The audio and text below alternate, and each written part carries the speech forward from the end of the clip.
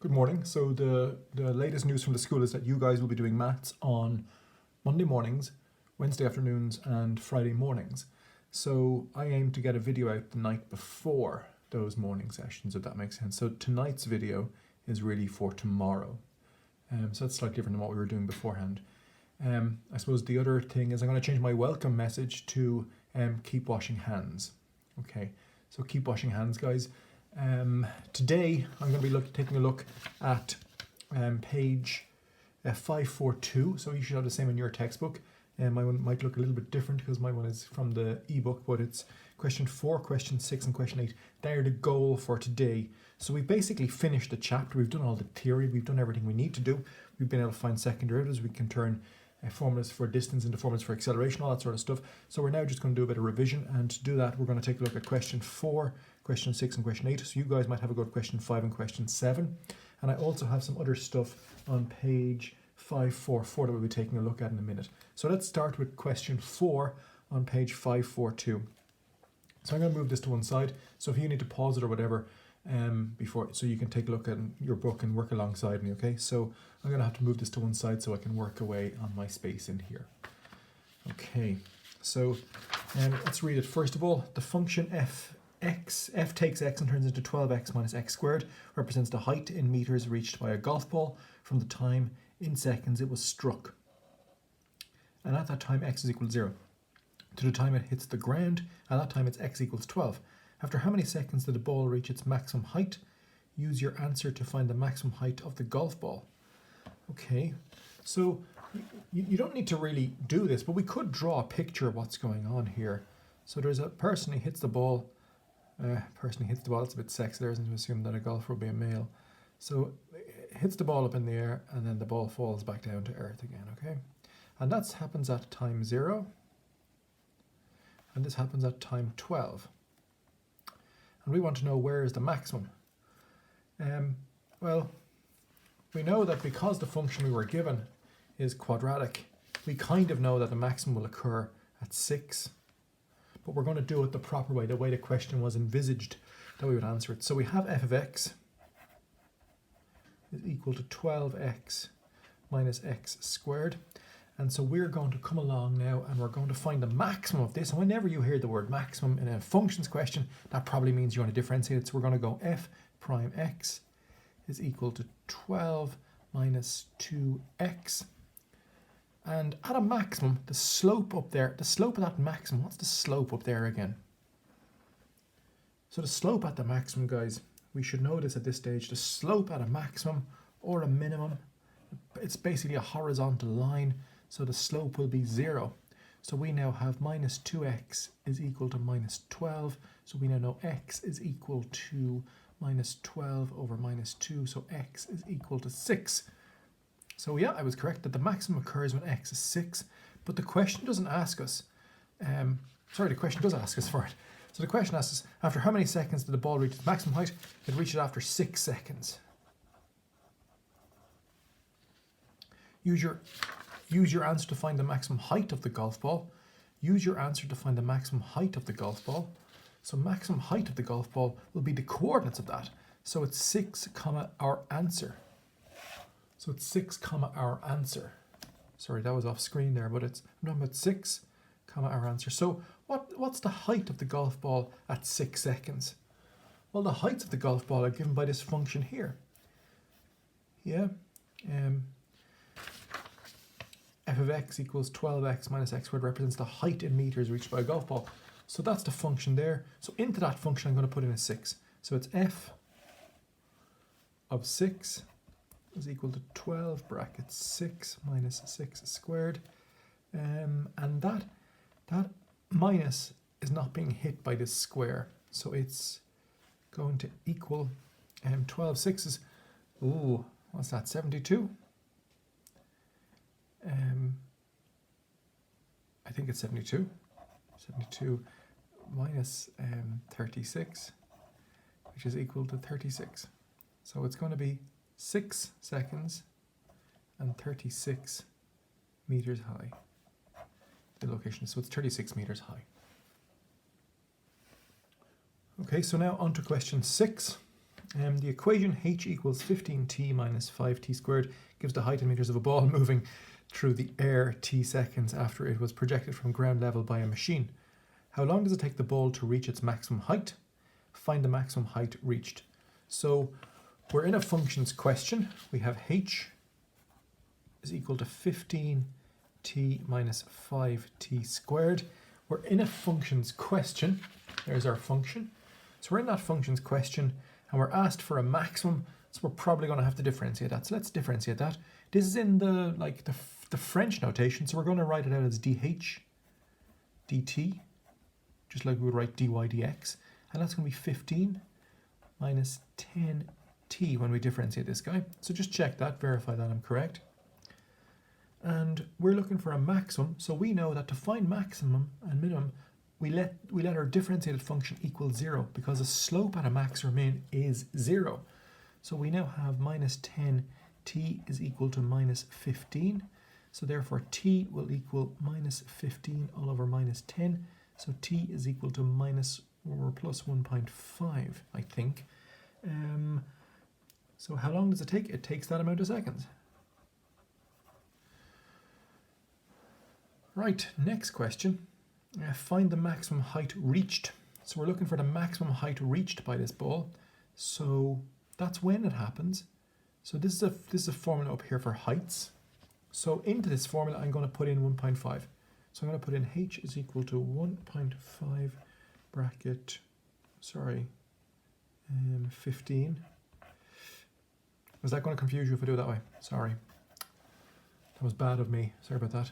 So we're going to have h is equal to 15, and I'm putting in 1.5 minus 5 by 1.5 squared. So h is equal to, that's probably a calculator job,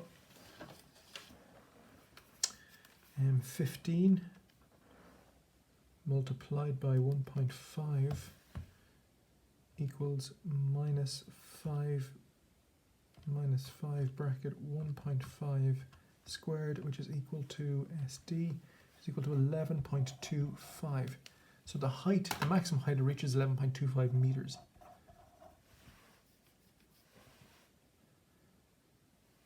So that was question 6. And now let's take a look at question 8.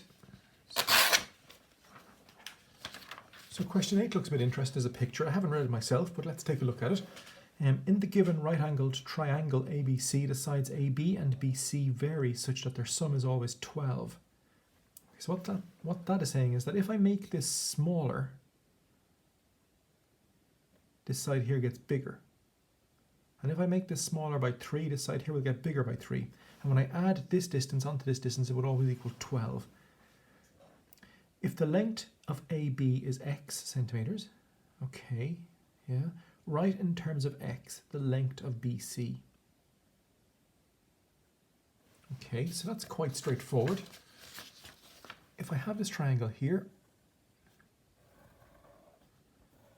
and that's B, and that's C, can you see this? No, sorry about that. That's B, that's C, and that's A. And if that's x, well then this distance plus this distance must add up to 12. So let's call it, I don't know,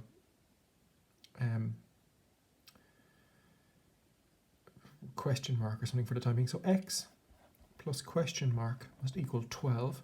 So question mark by itself must equal 12 minus x. And that just makes sense because what do we have to add on to x to get 12? That's really this distance here. So it's 12 take away x is that distance. That's what we're looking for BC. So BC is equal to 12 take away x. Happy enough with that?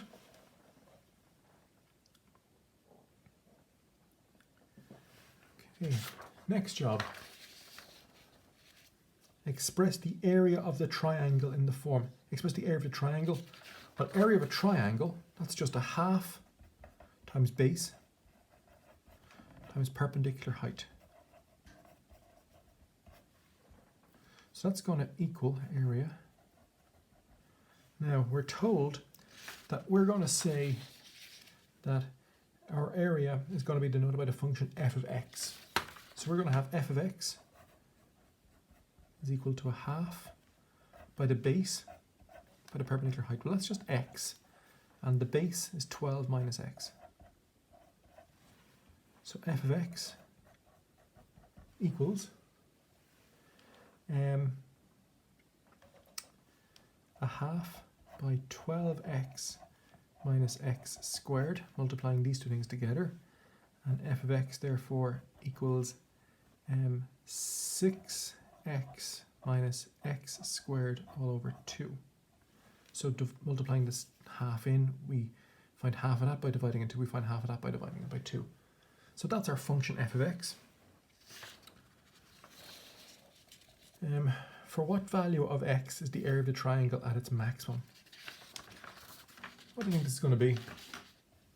I'll go back to my picture here. If I made this really, really, really small, so if I had a really small triangle like that, a really small height triangle, but it was really, really, really, really, really, really long, yeah, that would have very little area. And likewise, if I made this one really, really small, and this one here really, really, really, really, really, really, really tall, I would have very small area again. So we're kind of maybe looking for a kind of the best of both worlds. So we want both the height and the width to be kind of as big as they can be. So that should give you a hint of what the answer is going to be. So let's take a look at this. For what value of x is the area of the triangle at its maximum? So that's a formula there for area. And we want to know when is this formula at its maximum. So we're in a functions question, and we're asked for maximum, so we're probably going to have to differentiate this. So we go f prime x equals 6 minus 2x all over 2. I might just take a look at that in a second, but we'll keep going here for the time being. You can take it that that is true. So that's a function for slopes, and specifically we want to know when the slope is 0, because at a maximum the slope will be 0. So we then can say that will cancel with that guy there. So we have minus x is equal to minus 6. So x is equal to 6. Yeah, and that kind of ties in with what we were talking about up here, that we don't want one of them to be overly big and one of them to be overly small. So each side is going to be 6 and 6. So that's going to be 6 and that's going to be 6. Now, how did I differentiate this guy here? Okay, so our rule is that we put down the sign anyway. This power, he comes down. X to the power of 1. And this guy here, he was already over 2.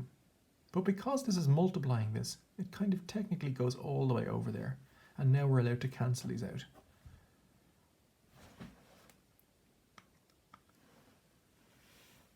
So you've just seen me now doing question 4, question 6, and question 8.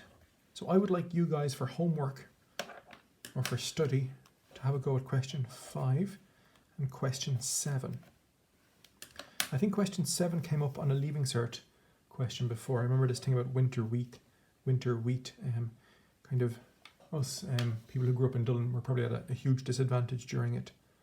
So have a go at those questions tonight, those 2 questions, or today, have a go at those 2 questions. So we're now going to have a look at page 544, and specifically we're going to look at question maybe 3 on page 544. There's a huge amount of work in here, so I'm just going to take my time going through it. So let's see what happens. So you'll need page 544 open in front of you to do this, so you can pause the video and get page 544 open. And we're going to start with question 3.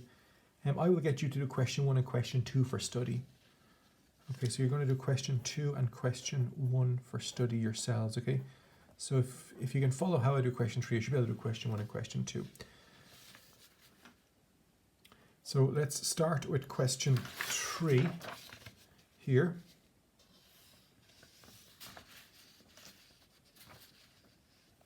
And our first thing is 3x plus 2. So that's what the author has given us, but I'm not happy being asked to differentiate an expression. We normally differentiate functions, so I'm going to make that a function or an equation at least by putting in y is equal to it there.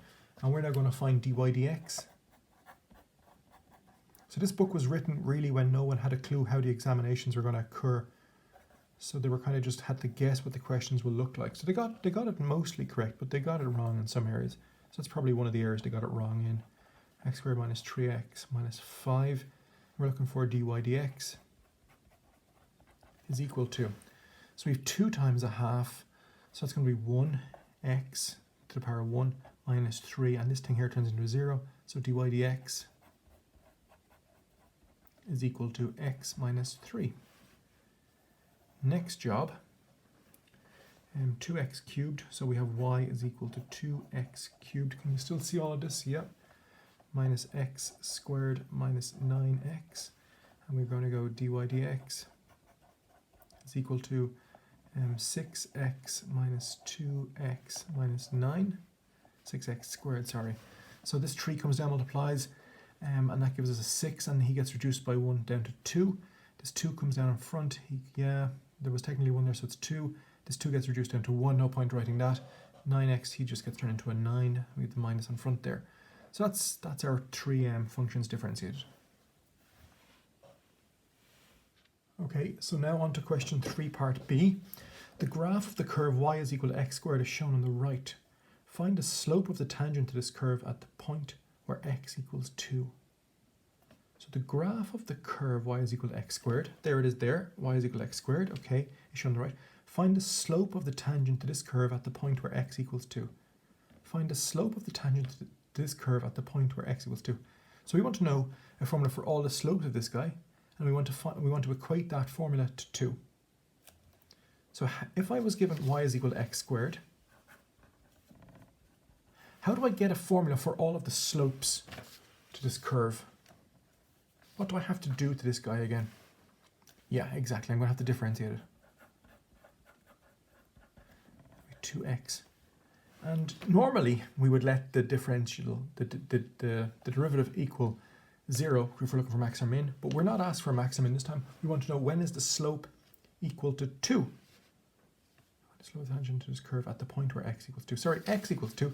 So we're not asked for the slope is equal to 2. We're told x equals 2. So we go dy dx at x equals 2 dot dot 2 times 2, which is equal to 4. So the slope when x is 2, the slope of this tangent here is 4. That's what we just worked out here.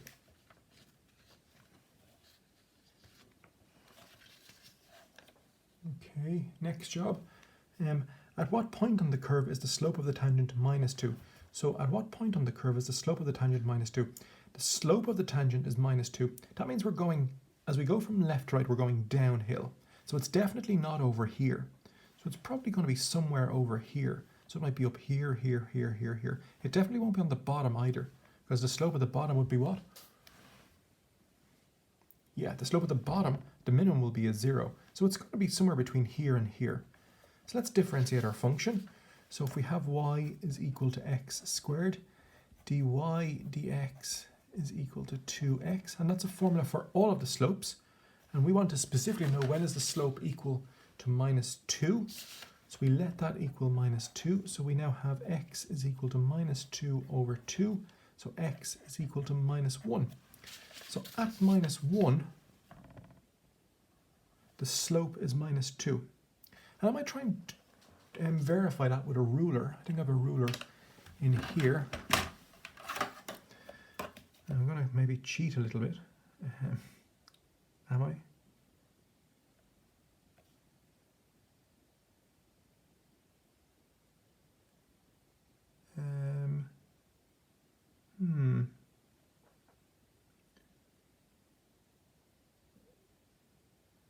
Can I get this to work for me? I can't. I would have said it like that. So the slope of this line here is apparently minus 2. Now it doesn't really look like it's minus 2 because I would expect a rise over run to be minus 2. But anyway, the slope of that tangent is minus 2, according to the maths anyway. Next job, find the coordinates of the point on the curve at which the slope is 0. So we know from experience that the slope is 0 at the very minimum. So So at the very minimum of this curve, the slope is 0. So we know the answer is going to be where? Yeah, we know the answer is going to be at 0, 0. But let's do it anyway. So we have y is equal to x squared. So we go dy dx is equal to 2x. And we want to know when is that thing equal to 0. Well, that thing is equal to 0 when x is equal to 0 over 0. So x is equal to 0. And we were asked for coordinates. So that's the x value. So we now know that, but we don't know that. So we go back up to our original function and we go y is equal to, oh, well, x is now 0, so we have 0 squared. So y is equal to 0 also. So the coordinates are 0, 0. So where the slope is 0, the coordinates are also 0, 0. That's just a coincidence. So now let's take a look at question 3, part C. A rectangular patch of ground is to be enclosed with 100 meters of fencing wire. So there's the rectangular patch, and we're going to enclose it with this wire here. If the length of the patch is x meters, express the width in terms of x. So we might just draw a very quick sketch of that. So we have a patch. Can you see that? No. Okay, there's the patch. And we're told that's x and that's x. And we want to know what width is. Let's call that w. And we know that x plus w equals 100. Because we're told that the perimeter is 100. So we now have 2x plus 2w is equal to 100. So we now have 2w by itself is equal to 100 minus 2x. So w by itself will equal to 100 minus 2x all over 2. And then w is equal to 50 minus x, because this 2 is dividing into both of these things. So that's pretty nice. So the width is 50 minus x. So that's question 3, part C, part 1, done. It then asks us to express the area in terms of x. So we have to express the area. So we're going to have to go back up to my diagram here. The area will be x times w. So x is just x. Area equals x is just x. But w is now 50 minus x.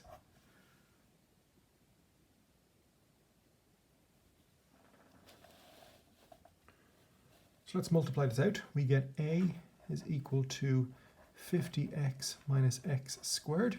And that's a formula for area. Job done. Now, find a value of x for which a is a maximum. So we're in a functions question, and we're asked for a maximum, so we're probably going to end up differentiating. That's in the kind of the French notation, not the Newton's notation. So we're going to go dA dx is equal to 50 minus 2x.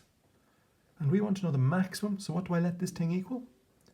Good, so to find the maximum, I let it equal 0. So we now have minus 2x is equal to minus 50. So x will equal to minus 50 all over minus 2. So x is equal to 25. So the maximum occurs when x is equal to 25. And that's kind of interesting because the entire perimeter is 100. So if that's 25, so if that is 25, and that's 25, and that's 25, and that's 25, we get a 100. So it's actually a square. That's worth noting. Now, we're then asked to find its maximum area. So if that's a formula for area, that's a value for x. What do you think I do with my value for x?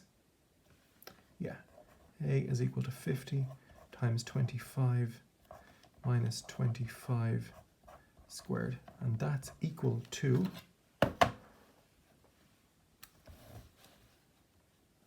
50 multiplied by 25 minus 25 squared equals 625. So the maximum area is 625, which should be the same as 25 by 25. Yes, because we knew from thinking about it that it's going to happen when it's a square. Okay, so just to recap, on your homework this evening, can you have a go at question 1 and question 2? So question 1 is going to be on page 543, and then question 2 will be on page 544. So question 1, page 543, question 2, page 544, and on page 542, have a go at the ones I squared in green here, so question 5 and question 7. So page 542, question 5 and question 7. Hey guys, thank you and keep washing your hands.